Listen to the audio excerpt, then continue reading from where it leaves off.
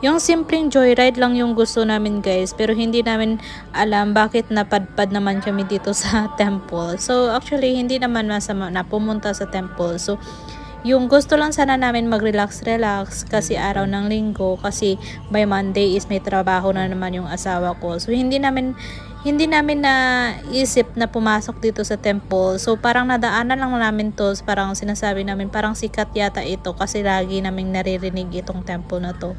So ngayon bumaba kami at pumasok kami dito. So may dala-dala nga akong guys na pang-alay.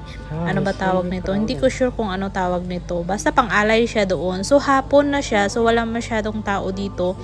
So pero may mga tao pa rin naman na pumupunta guys na magbibigay ng alay o magpe-prayer.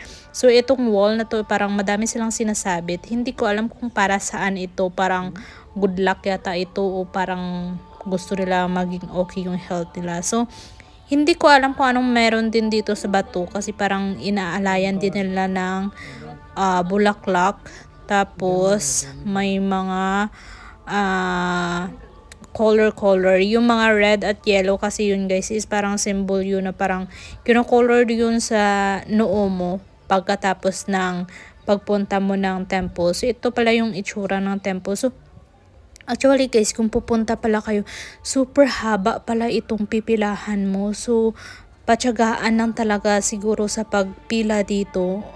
Buti na lang is hapon na kami nakarating. So, naliligaw nga kami dito kung saan talaga yung entrance kasi wala nga masyadong tao. So, nakapasok nga kami sa loob guys. Ito palabas na to. So, ito na, hindi kasi pwede mag-video doon sa loob kasi may nakalagay doon sa symbol na hindi siya pwedeng mag-open ng camera, not allowed, ganun. So dito na kami, wala din kami nakuha guys na parang holy water kasi may mga prasad pa silang tinatawag na ganun guys eh.